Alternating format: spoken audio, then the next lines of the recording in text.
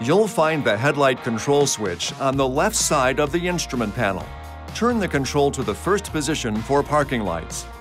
Turn it to the second position for headlights. If you turn it to the auto position, the headlights will turn on or off automatically based on surrounding light levels.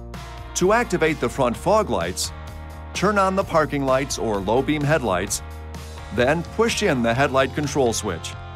Push it a second time to turn the fog lights off. The dimmer control switches control your instrument panel and ambient lighting. With the parking lights or headlights on, rotate the left dimmer control to adjust the interior and ambient light levels. Rotate the right dimmer control to adjust the brightness of the instrument panel lights. This video is not intended to take the place of your owner's manual. For complete details and other important safety information, please see your owner's information.